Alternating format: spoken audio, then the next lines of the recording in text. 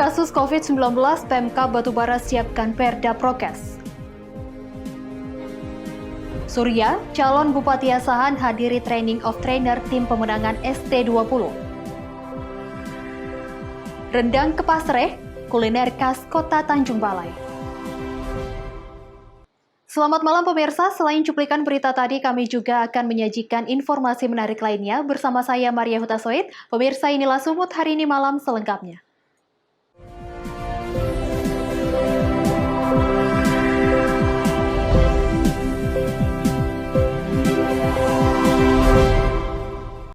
Kita ke informasi pertama pemirsa. Untuk menekan penambahan kasus COVID-19, pemerintah Kabupaten Batubara, Sumatera Utara menyiapkan perda terkait penerapan disiplin dan penegakan hukum protokol kesehatan.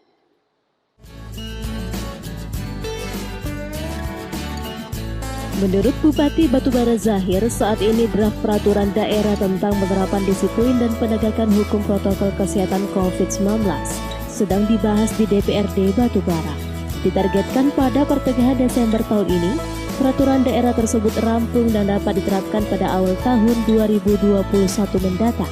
Peraturan daerah tentang penerapan disiplin dan penegakan hukum protokol kesehatan COVID-19 mengatur tentang kewajiban warga maupun pelaku usaha untuk menaati protokol kesehatan, diantaranya menggunakan masker, mencuci tangan, dan mencegah kerumunan. Dalam peraturan daerah tersebut, mencantumkan sejumlah sanksi denda kepada para pelanggar protokol kesehatan. Di antaranya bagi perorangan didenda Rp50.000, sedangkan pelaku usaha didenda Rp500.000 hingga pencabutan izin usaha. Saat ini jumlah kasus COVID-19 di Batubara terus mengalami penurunan, di mana dari 230 kasus terkonfirmasi positif COVID-19, 214 diantaranya telah dinyatakan sembuh. Akan tetapi meski kasus COVID-19 sudah terkendali, pemerintah Kabupaten Batubara bersama instansi terkait lainnya masih tetap gencar menggelar operasi justisi dan sosialisasi protokol kesehatan COVID-19. Diperkirakan tanggal 14 Perda sudah jadi, sehingga nanti dasar itu kita bisa melakukan penindakan terhadap pelanggar protokol kesehatan itu, mengacu juga kepada instruksi Mendagri nomor 6 tahun 2020. Semua ada di dalam Perda yang kita ajukan ke DPRD Batubara. Poin-poinnya bisa disebutkan? Yang pertama 3M, ya, memakai masker, menjaga jarak atau menghindari kerumunan, dan mencuci tangan.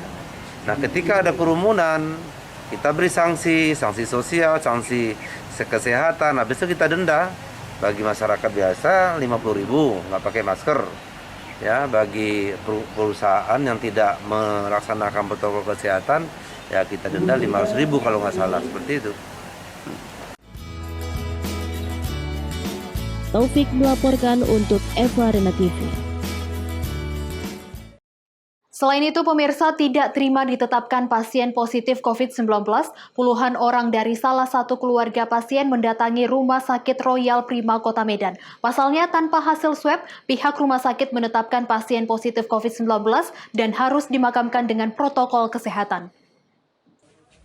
Beginilah suasana kedatangan puluhan orang, baik kerabat dan keluarga dari salah satu pasien di Rumah Sakit Umum Royal Prima. Kedatangan mereka ini lantaran mendapat kabar bahwa keluarga dari salah satu rekannya tersebut meninggal terpapar COVID-19. Damanik, keluarga pasien meninggal, mengatakan keberatan terhadap pihak Rumah Sakit Umum Royal Prima yang menyebutkan pasien meninggal karena corona. Dirinya menyebutkan selama ini pasien meninggal mempunyai penyakit dalam bawaan TBC semasa hidupnya. Ia menjelaskan pihak Rumah Sakit Umum Royal Prima tidak terbuka dengan hasil swab test kepada keluarga pasien meninggal. Padahal menurut keluarga pasien, pihak Rumah Sakit Umum Royal Prima sudah mengecek tes swab pasien sebelum meninggal. Namun hasil dari swab tersebut tidak pernah diinformasikan kepada pihak keluarga. Setelah pasien meninggal, pihak rumah sakit mengatakan pasien meninggal akibat terpapar positif COVID-19. Sebelumnya diketahui pasien meninggal sempat dibawa rawat inap di spesialis penyakit dalam salah satu rumah sakit di Kota Medan. Namun karena keadaan pasien semakin memburuk, akhirnya pasien meninggal dibawa ke Rumah Sakit Umum Royal Prima. Katakan COVID, padahal pasien tidak ada unsur atau menuju ke COVID, tidak ada, dia hanya penyakit TBC. Sudah berapa lama? Kapan maksudnya? Penyakit TBC itu sudah lama.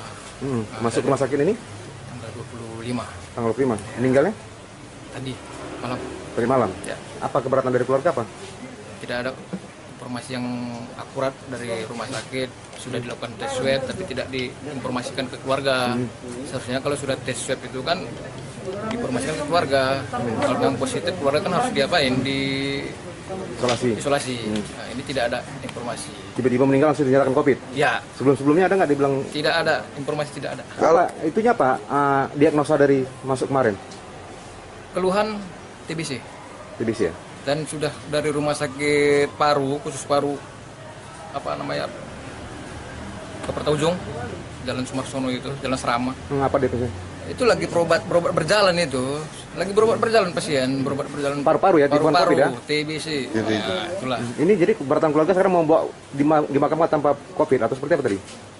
Kalau permintaan kami ya harus dibawa pulang seperti jenazah Biasa ya? biasa, Untuk penyakit biasa. dibumikan dari keluarga lah ya, Ya, menolak untuk diserahkan kepada pihak Satgas. ya, karena tidak ada COVID.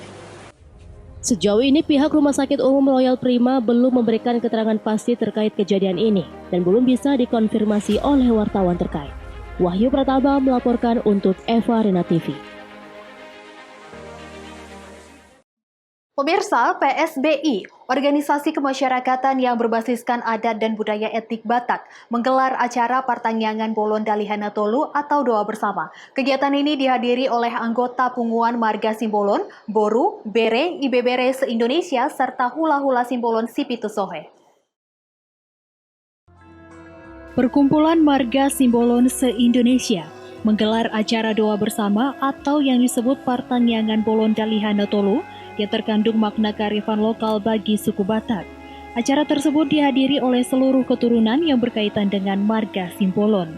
Wakil Sekretaris Jenderal PSBI pada acara tersebut secara simbolis juga memberikan 10.000 paket sembako dari Effendi Simbolon selaku Ketua Umum DPP PSBI kepada seluruh Marga Simbolon Dohot Puruna serta para undangan lainnya yang disampaikan oleh pengurus PSBI wilayah Kabupaten Samosir, Sumatera Utara. Acara ini juga dirangkaikan dengan dukungan kepada Rapidin Simbolon selaku penasehat PSBI wilayah Kabupaten Samosir, Sumatera Utara agar memenangkan Pilkada Samosir yang akan diselenggarakan pada 9 Desember mendatang. Sebagai penghormatan kepada Marga Limbong atau Raja-Raja Simbolon, diberikan hewan ternak sebagai simbol meminta doa dan dukungan kepada seluruh Marga Limbong selaku tulang dari Marga Simbolon Sipitu Sohe.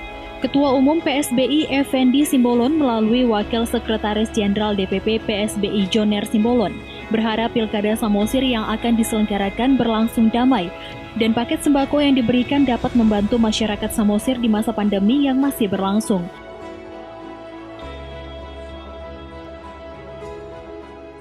Ketua Umum kami, Dr. Effendi Morasakti Simbolon, beliau memprakarsa ini supaya mengadakan doa bolon, yaitu doa Dalihana Tolu. Doa bolon, doa Dalihana Tolu. Jadi hadir di sini tulang Limbong, Simbolon, dan seluruh turunan Marga Parna yang ada di Samosir. Dan boru kami, boru Silalahi Raja. Itu tujuannya supaya berlangsung damai dan tertib acara Pilkada tanggal 9 Desember ini. Demikian. Jadi ada dua pokok sebetulnya. Pertama, Bapak Dr. Effendi Morasakti Simbolon, beliau genap berusia 56 tahun hari ini. 1 Desember bersamaan dengan dua bolon Dalihana Tolu, seluruh kami peserta yang ada di sini ikut mengayu bagiu merayakan hari ulang tahun beliau. Pelaksanaan doa bersama ini juga sebagai wujud tali kasih pada perayaan ulang tahun Ketua Umum DPP PSBI Effendi Simbolon. Tim Liputan melaporkan untuk Eva Rina TV. Sumut hari ini masih akan kembali sesaat lagi, tetaplah bersama kami.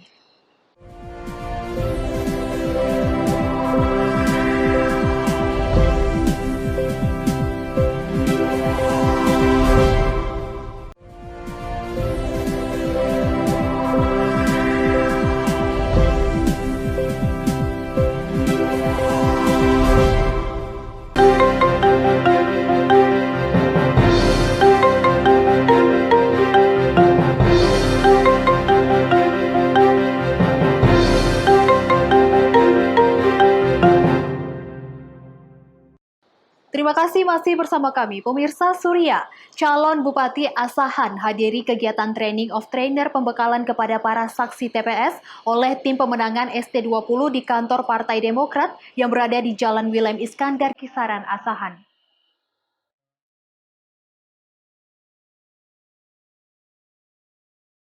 Kedatangan Surya pada kegiatan Training of Trainer pembekalan saksi tersebut guna meninjau persiapan petugas tim pemenangan ST20 untuk memberi pembekalan terhadap 1.952 saksi-saksi TPS se-Kabupaten Asahan.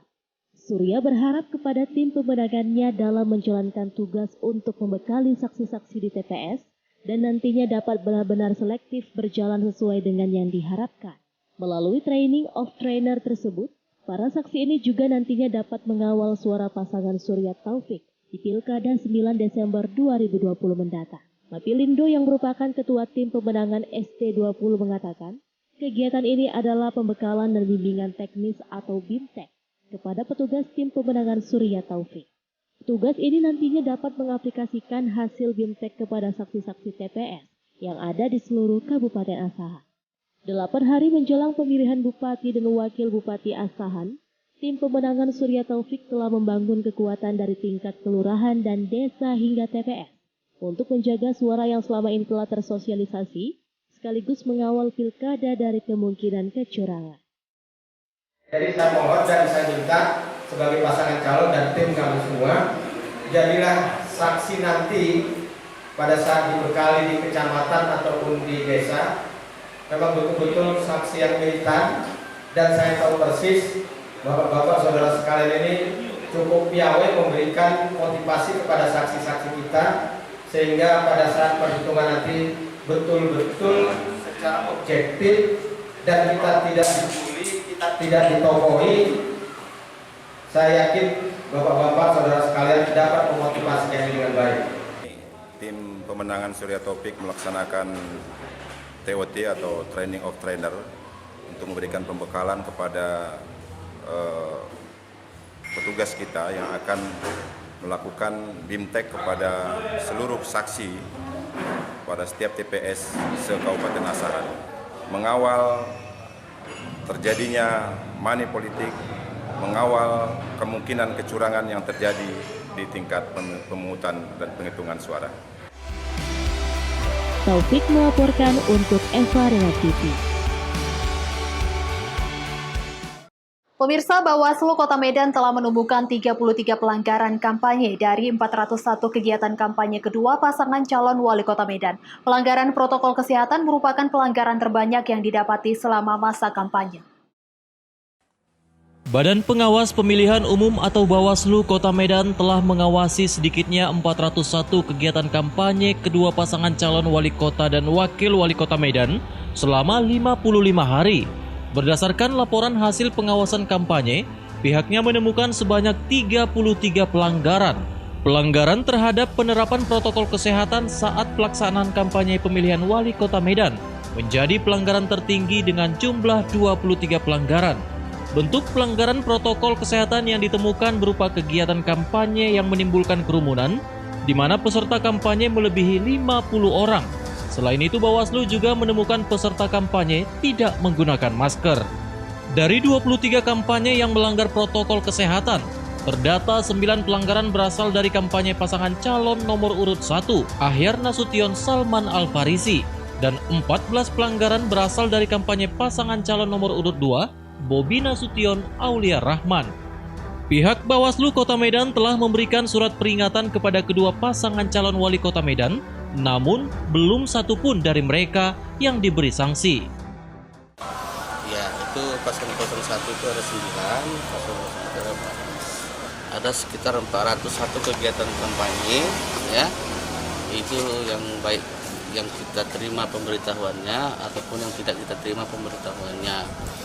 Jadi dari hasil pengawasan kampanye itu terkait pelanggaran prokes itu ada kita keluarkan itu 23 surat peringatan tertulis, ya, yang mana surat peringatan tertulis menghimbau kepada mereka untuk melakukan prokes, mengingatkan mereka untuk menerapkan prokes kesehatan. Tapi Alhamdulillah setelah itu tidak ada sampai yang kita lakukan sampai tindakan pembubaran hasil pengawasan kita. Selain pelanggaran protokol kesehatan, selama kampanye, Bawaslu juga menemukan dugaan pelanggaran netralitas ASN dan diduga kampanye di tempat ibadah yang kini masih dalam proses penyidikan. Daniel Pekwali melaporkan untuk Evarina TV.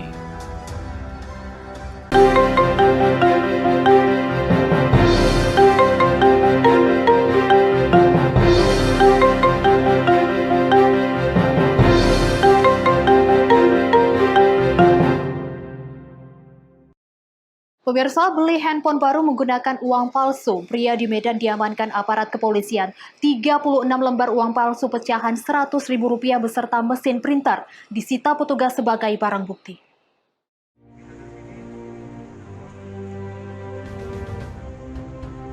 Tersangka BH ditangkap petugas Polsek Patumbak saat membeli ponsel kepada seorang warga dengan harga Rp1.500.000 di Jalan Garu 6, Kecamatan Medan Amplas, Sumatera Utara menggunakan uang palsu. Dari penangkapan ini, awalnya petugas menyita barang bukti sebanyak 19 lembar uang palsu pecahan Rp100.000 dan setelah dilakukan pengembangan di rumah tersangka, petugas kembali menyita barang bukti sebanyak 17 lembar uang palsu pecahan Rp100.000. Berikut mesin printer, 1 buah penggaris besi, 1 buah pisau, 1 rem kertas ukuran A4, 5 botol tinta berbagai warna dan 1 buah cartridge. Kepada petugas, tersangka mengaku belajar membuat uang palsu tersebut melalui YouTube. Dari kasus ini, polisi menduga telah banyak uang palsu milik tersangka yang beredar di pasaran. Dan dalam keterangan persnya, Kapolsek Patumbak mengatakan total uang yang telah disita sebanyak 36 lembar pecahan Rp100.000. Berhasil kita amankan 19 lembar, ya, 19 lembar mata uang rupiah palsu dengan nominal Rp100.000, Rp100.000. Kemudian setelah kita lakukan pendalaman, unit reskrim Polsek Patumbak, ya, langsung dipimpin oleh Kanit Reskrim, kami melakukan pengembangan di daerah Deli Tua, tepatnya di Jalan Deli Tua, Gang Seideli, Kelurahan Sukamakmur, Kecamatan Deli Tua, Kecamatan Deli Serdang, ya, di rumah tersangka berhasil kita amankan kembali, ya, 1 buah amplop yang di dalamnya berisi 17 lembar mata uang rupiah palsu dengan nominal Rp100.000, ya, dengan total nominal, ya, dengan nominal Rp100.000. Kemudian 1 mesin printer. Terkait kasus ini, tersangka dijerat pasal 26 Undang-Undang RI Nomor 7 Tahun 2011 tentang mata uang dengan pidana penjara paling lama 15 tahun dan pidana denda paling banyak Rp50 miliar. Wahyu Pratama melaporkan untuk Evarina TV. Sumut hari ini masih akan kembali sesaat lagi, tetaplah bersama kami.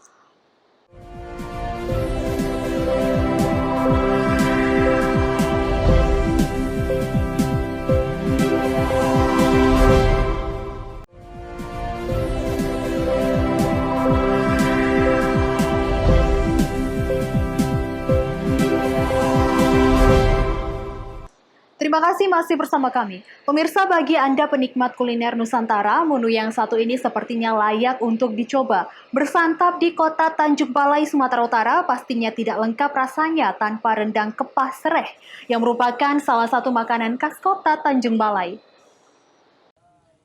Berada di Jalan Dr. Sutomo, Kota Tanjung Balai, Sumatera Utara, Anda akan menemukan sebuah menu makanan, yaitu rendang kepah sereh yang merupakan makanan khas kota Tanjung Balai. Seperti namanya, rempah sereh yang diolah menjadikan cita rasa yang kuat pada rendang kepah ini, yang berbaur dengan rempah lainnya dan menyatu dengan gurihnya kuah santan. Adapun bumbu yang digunakan terdiri dari cabai, bawang merah, bawang putih, daun salam, daun jeruk, buah palaga, jahe, kunyit, merica dan ketumbar, serta santan yang dihaluskan menjadi satu. Kuatnya dominasi rempah sereh membuat rendang kepah ini memiliki cita rasa yang khas dan mengeluarkan aroma yang semakin menambah kelezatan dari daging kepah tersebut. Sangat nikmat dan terasa banget di lidah, menambah selera makan, serta harganya juga sangat ekonomis, sangat terjangkau. Enak banget lah, boleh dicoba, boleh kita coba sendiri. Sangat terasa di lidah. Pak, ini makanan khas Tanjung Balai ya, Bang? Iya, masakan khas Tanjung Balai, kerang ya, dan sesuai dengan sebutan nama lain Tanjung Balai, kota kerang. Biasa seperti itu, Bang. Wilayah kota Tanjung Balai berada di areal pesisir laut perairan Selat Malaka dan menyimpan sejumlah cerita menarik tentang kuliner-kuliner khas kerajaan Melayu. Oleh karenanya, jika Anda singgah di kota yang kaya akan kekayaan laut ini, sebaiknya Anda harus menikmati lezatnya rendang kepah sereh. Kak, apa benar Kak ini kepah sereh ini ciri makanan khas kota Tanjung Balai? Ya betul, jadi ciri khas makanan Tanjung Balai kepah sereh ini. Ini yang terbuat dari bumbu ya, cabai, bawang, alias serai lengkuas itu dihaluskan. Dan yang paling utama adalah serai, harus ada serai. Serai itu tak perlu dihaluskan, dia hanya dirajang aja biar terasa dia serainya. Jadi yang datang sendiri? Yang datang kemari makan ya banyak orang luar kota seperti Medan, Batubara, orang pokoknya banyak lah, kita taklah sangat apa. Memang banyak lah orang makan ke sini. Wanda Pratama melaporkan untuk Evarina TV. Pemirsa, Kementerian Perhubungan merevitalisasi 3 terminal tipe A di Jawa Tengah. Selain untuk memberikan pelayanan lebih baik terkait sarana penunjang transportasi, revitalisasi terminal merupakan upaya pemulihan ekonomi nasional karena membuka peluang pengembangan potensi UMKM.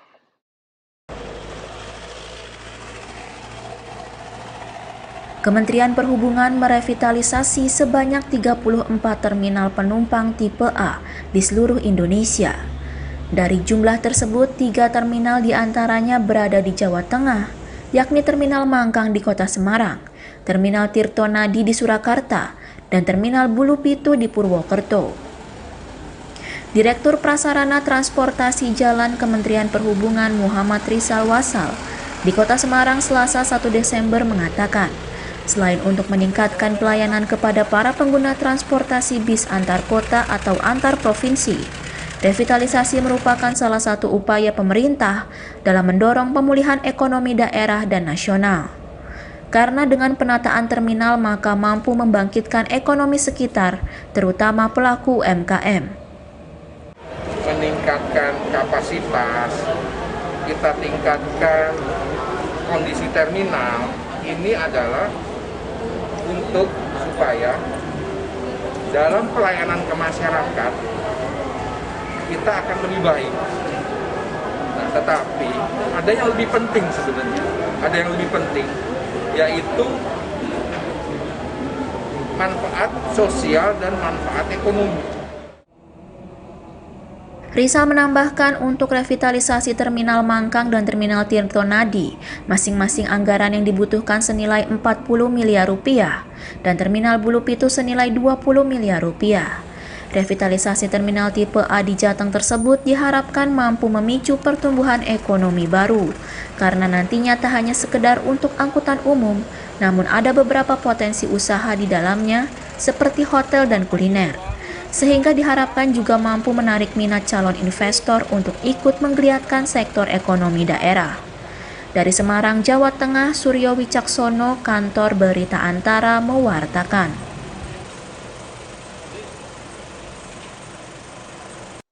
Pemirsa, demikianlah rangkaian informasi dalam Sumut hari ini malam.